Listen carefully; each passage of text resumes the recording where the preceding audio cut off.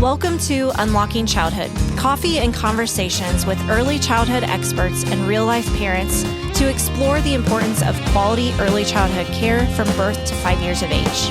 We will cover topics such as sleep, nutrition, emotional and behavioral regulation, the importance of play, and the well-being of parents. We are your hosts, Kelsey Moeller, Human Development and Family Science Extension Specialist. And I'm Germán Posada, professor at the Department of Human Development and Family Science at Purdue University.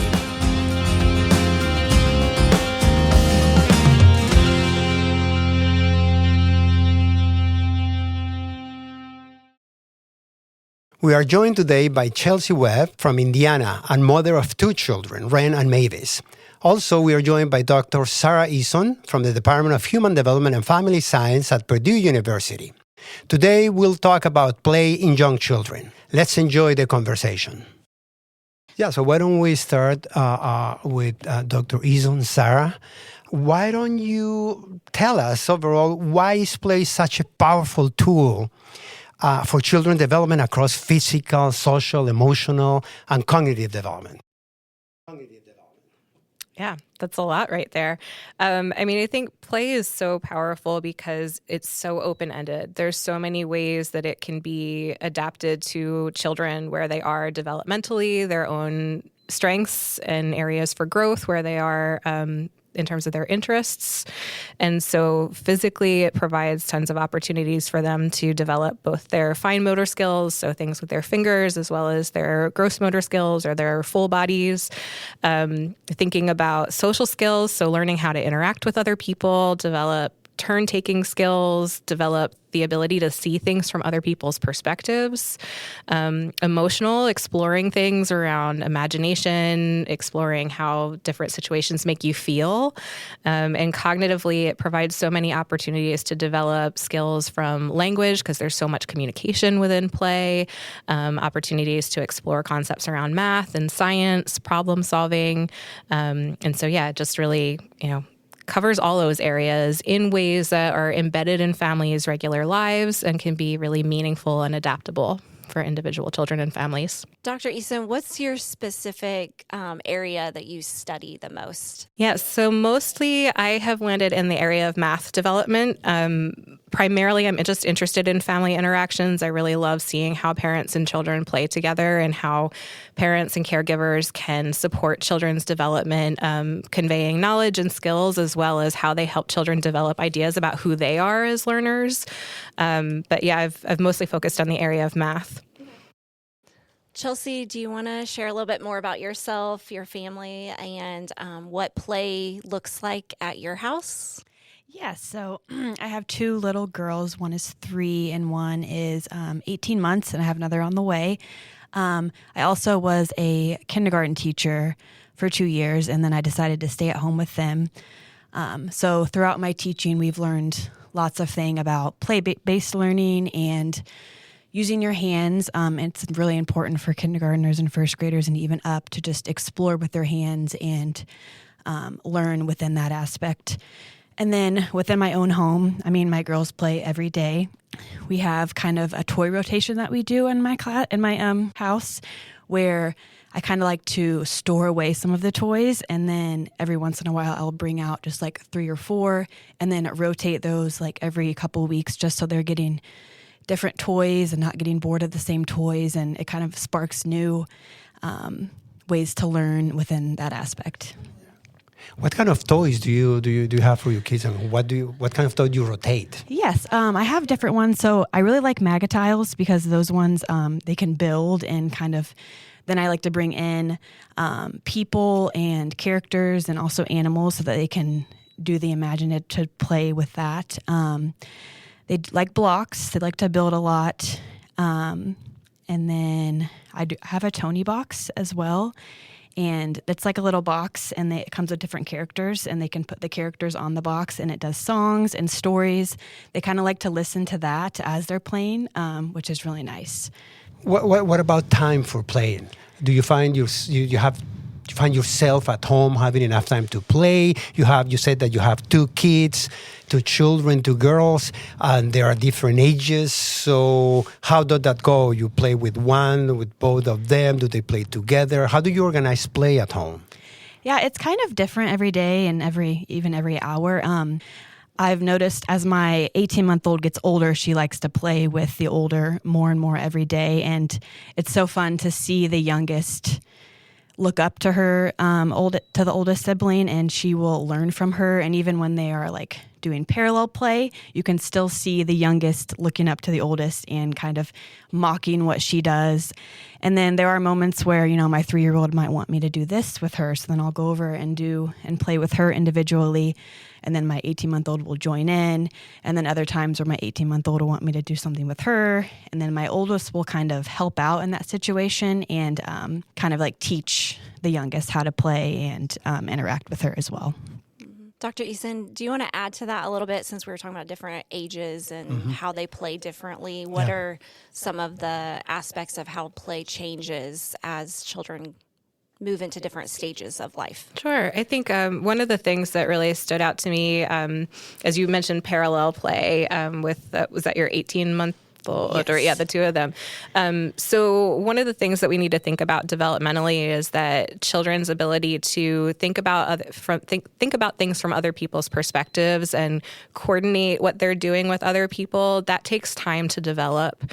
And so I think when we're thinking about playing with a 1-year-old or a 2-year-old, having appropriate expectations for that, that, they're not necessarily at the point where they're able to think about things from a rule-based game, for instance, or really coordinating their actions with somebody else's. And so as a parent, you need to think about kind of taking their lead more and, knowing that it might be more of like playing side by side or responding to what they're doing. And then as they get older and they're able to think about coordinating what they're doing more with other children or other play partners like their parents, that then they're able to start thinking about not constraints, but kind of like boundaries around play. So when we think about the example of like, playing restaurant and having kind of a script for that, having those kind of goal-directed play is something that we see happening as children get more into later preschool and early elementary school. Being able to take turns and coordinate what they're doing with other people, play partners, that's a part of it too. So I think the key thing that I really want to get there is that it's just thinking about where your child is and adapting what you're doing based on how they're ready to interact with other people. Right. I think that's a very important point, because we tend to forget many times that children are at a different point in life and they don't think like we do, or they don't act and they don't feel like we do. So taking a child's perspective, is key, not only in play, but we're talking about play. So essential in trying to understand the situation from the child's perspective. Yeah, definitely. Yeah. So speaking to that, Chelsea, do you kind of have a sense of when to jump in your girls' play or jump out, or like when they want to engage with you more or less? What's that look like? I think even with my girls being so still young, they can still kind of not get along. So when that happens, I like to step in. But also whenever I see them really interacting and playing together, I really like to step away and kind of watch, because I know that they are both learning from each other, and it's really cool to see them interact like that. Yeah. So you would say it's okay to step back and just watch them play, right? Exactly. You don't always have to jump in and be right in the middle of it. Mm-hmm. Yeah. And I think that's such a great example of how play can support emotional and social development, that there are those times where when you're playing with somebody else, you encounter conflicts, what 2 people might want to do different things or might want to play with the same toy, which it carries out to like conflicts that we have as adults. And so having those early experiences with people that they feel safe with, that they know well, can really help them develop those skills to negotiate that. And, finding as a parent those times that it makes sense to step in and maybe offer suggestions for how they can resolve it, or offer some modeling for how to do it. But then also at those times that you said, like stepping back and kind of seeing how it plays out in a way that's safe, and giving them that confidence to see that they are capable of solving problems and working with other people. And it's been really cool to see the benefit of stepping in, because now that my 3-year-old is getting older, she will use some of those strategies whenever my 18-month-old will get mad because, oh, it's my turn. Well, then Rin will be like, oh, well, it's my turn right now, but in 2 minutes you can have it next. Yeah. Yeah, so there's that modeling already happening. Great. So what would you, either one of you can go on this one, what would you say to parents that think to themselves, I'm not imaginative enough, or I just don't know what to do when it comes to playing with my child? Because there are, that can happen sometimes where parents maybe not feel comfortable in that environment if they haven't been exposed to that very often. And if they're a new parent, maybe they're just not sure what to even do. Yeah, that can be hard. And I think that that's a factor a lot of the time. Even like with me and my husband, I feel like he's better at play than I am sometimes. But we have to remember that the child wants to be the big role model in this and wants to take charge. And my oldest will be like, okay, you're going to be the cowboy and I'm going to be the horse. So she will kind of give me that role and tell me what to do. And as parents, we should just be the one to ask questions and communicate. That way they're getting that language development within the play. Right. Yeah, I think I know I've had friends talk about that where they're like, I don't do voices. I'm not a silly person. Like, I don't know how to play with my children. And I think the thing is that everybody can play, and it's about finding your unique style of what feels true and authentic to you. It doesn't have to be, doing the silly voices while you're, playing with characters or figures or reading a storybook. It can be asking questions, as Chelsea said, supporting and following the child's lead. So I think it's really about finding those things that bring you joy as well as your child, and it can look different in all families and contexts. Yeah. Chelsea, you mentioned that sometimes your husband will play this role or do these things with your girls. Sometimes you do certain things. You rotate toys every 2-3 weeks. How does that work in terms of both parents or your partner, your spouse, playing with your children? Do you guys take turns? Sometimes both of you play with them. You separate one of them. One of you play with one child. The other one plays with the other child. How does play go from the parents' perspective, that is from you and your husband's or your partner's perspective? Yes. So since I'm a stay-at-home mom and I'm with the girls the whole day, when my husband gets home, I kind of like to take a break because I've been with them all day. So he will kind of take over, and the girls will love it because they missed him all day. And he will take over and play with them for a while. But then I think it's important for me to kind of join in and play with them both with my husband as a kind of like a family time. I think that's really important too. What do you guys play together as a family time? We do lots of imaginative play. We have dress up. The girls love dress up. We also we just got a grocery center for Christmas. And so we like to play. The girls love to ring up our items and check us out. We do lots of building and blocks. And then we also like to do learning. So with like our magnets, we have magnet letters that we like to build words with my oldest. Just lots and lots of stuff. Yeah. Play-Doh, that's a big one too. They love Play-Doh. I know from talking to you before, you have a lot of outdoor time too. So yes. What's your play world look like when it comes to outdoors? Yes, that's been really hard this winter. It's been so cold, so we haven't been out as much. And I'm like, I miss summer because I feel like my girls just flourish whenever it's warm out. We have a mud kitchen, which my husband built. And so There's just different items in there, like plates and knives and forks and spoons, not knives. And cups and things like that. So they will fill it up with water, and then they'll put dirt in it and make little mud patties and things like that, and just always exploring with that mud kitchen. And then I also have a sensory bin that we got. And my mother-in-law actually made different seasons of little bags of like Christmas and Halloween and different seasons of sensory. So we have like rice and beans, and I just pour it in the bins, and then they will just explore. And it's crazy the things that they will do. They'll pretend that they're making an order, so they'll pour the rice in a cup and be like, "Order up, number 43." So just seeing them play like that is really fun.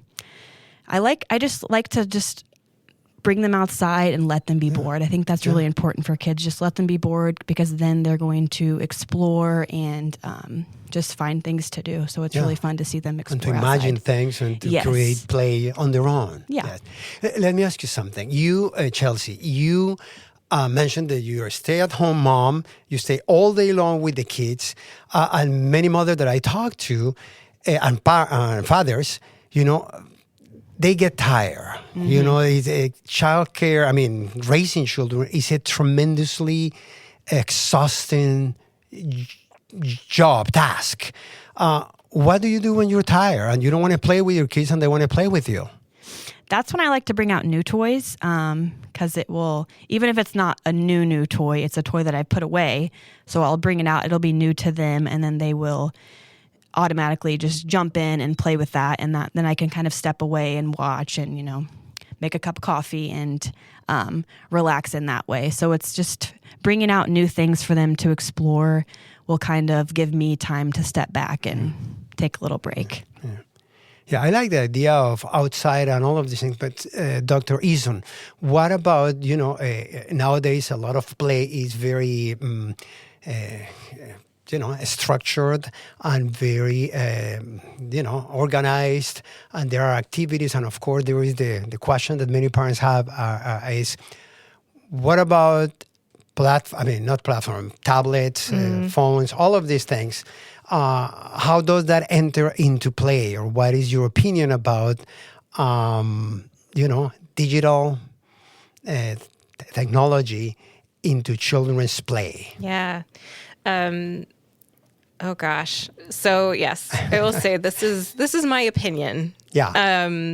And so I think, as Chelsea was saying, it's important for parents to take those breaks and have time to breathe, to recharge. And so I think I always feel like parents shouldn't feel guilty about using tablets and screens in ways that allow them to be the best parents and, give their children the best engagement.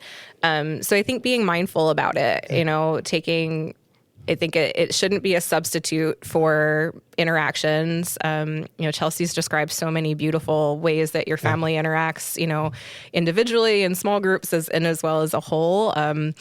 But then, just using screens for those times that you need a break. I love the idea of having some toys kind of like in your back pocket that you can also pull out, for those instances where maybe it's like, okay, I need a break, but they've already had some screen time today. I want to do something different. So I think having those novel things that you can pull out or, some way of doing that is great. Herman, I feel like in terms of the question about the structure too, I want to come back to that because I think that was really interesting. Chelsea was talking about the importance of being bored and having opportunities for that, which I've been thinking about more of my life. I was like, I think I need more times being bored to, to develop some new like creativity. And so, I think that makes a lot of sense. I think this is a great place to invite parents and families to follow children's leads. And it's funny, earlier today, I was talking with students in my class about discomfort with silence or like dead air. And I think as a society, we do have a lot of worry about like those moments of pause. And so I can see as a parent that moment of like discomfort around, oh gosh, my child isn't doing anything right now. I need to find some way to occupy them. But I think it can be so exciting to take a pause. I know a lot of times in terms of asking encouraging parents to like count backwards from 10 when they're like getting ready to lose their temper and like checking in. I think that's also a great strategy for those times that you feel an urge to step in as a parent. And like if you are seeing that your child maybe is like a little directionless, like it's okay for them to be directionless for another 5-10 seconds. Yes. Give them a moment, see what happens, see what in that pause you can generate in terms of ideas of, does that give you an idea of how you can guide them or let them take the lead? And so I think just, not worrying so much about every moment being planned out and structured, because I think that's really when cool stuff happens with play. I don't know, Chelsea, you have any like examples of that, of times that, just kind of stepping back? Has there been anything that, you've seen I always love hearing parent stories about like funny things that their kids do or like brilliant things that their kids do. So I'm curious if anything stands out to you around that. Lately, we've been in the climbing stage. Sometimes I will step away and then it'll be really quiet and they will be climbing on like our toy little chest thing and jumping off of it and playing pirates or something like that. So yeah, they do kind of do their own thing whenever I step away. As we kind of close or summarize some of the things that we've talked about, what are advice or tips for parents, Chelsea, that you might have for those that either struggle to find the time to incorporate play in their life or maybe don't feel comfortable with it?